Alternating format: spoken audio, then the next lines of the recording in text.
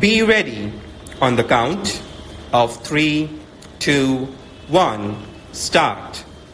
Sir, the President's address has been discussed in this august House for 3 full days. I understand that 37 speeches have already been delivered. The debate has touched upon various aspects of the problems affecting our country. I have followed it with close interest and care. The President's address gives a picture of the country as a whole.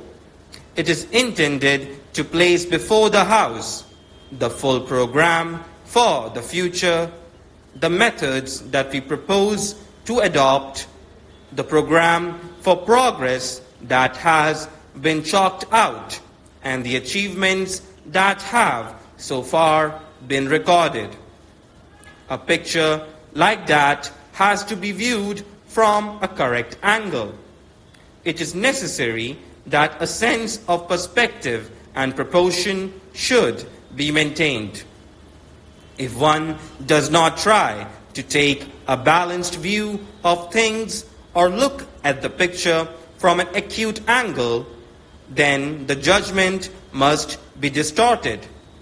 One should not allow his vision to be obstructed by individual happenings.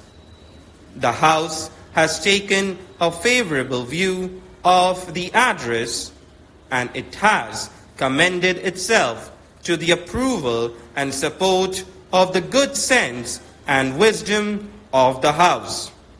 I am grateful to the honorable members for their support in general to the basic policies which have been set forth in this address.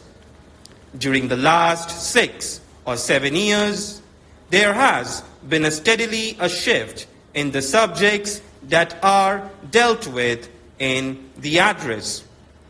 The economic and the developmental issues have been coming more and more to the front. It is but proper that it should be so. An underdeveloped country has to give first place to the problems, solution of which will result in satisfaction of hunger and the fulfillment of the needs of those who are suffering from lack of essential commodities needed even for bare sustenance.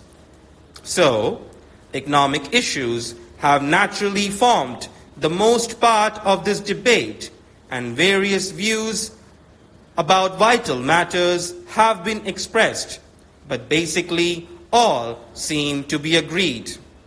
We want to establish a new, rich socio-economic order, an order in which there will be a substantial share of the good things of life for everyone, and in which all will be bound by the bonds of goodwill. So, that is an objective which must necessarily appeal to every member of this House. Success will depend on increasing our production in all fields.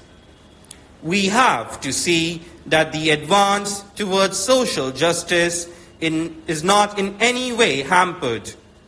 For mere increase in production, unless it is accompanied by social justice, cannot result in equitable distribution. Even for providing adequate incentives, it is necessary that there should be a feeling in every man and woman in the country that there are better days in store for him or her. So, as we take these steps, we should have the active support of all who are in a position to work for the enrichment of the community. So, it calls not only for production, but also for such measures as will ensure the welfare and goodwill of those who are in the backwaters today. even for the proper use of production, it is necessary that there should be a measure of advance among the mass of the people. Otherwise, the goods produced will not be consumed, and there will be no purchasers for them, and so production will shrink. It has been so in certain cases. When production is to be coupled with social justice, and we have big schemes and very ambitious projects to bring this about, there may be occasional jerks and jolts. We must not, on that account, get depressed. Institutional changes have to be made, and other social steps have to be taken. So, we should not get perplexed or confused by such contingencies. In our onward march, there may be occasions when we may feel that everything is not smooth and that there are hurdles on the way. There are bound to be such hurdles. We have to go forward with faith, determination, and courage, and unless we make up our mind to follow resolutely the course that we have laid down, we shall not be able to achieve what we all desire. I hope there is no difference of opinion about the goal. Our goal is the achievement of a socialist democratic society. The country's goal, as it is even now laid down, is a socialist cooperative commonwealth. While working for economic advancement, we have to persevere the human values for which we have always stood. We have to see that the fundamentals of democracy are not impaired.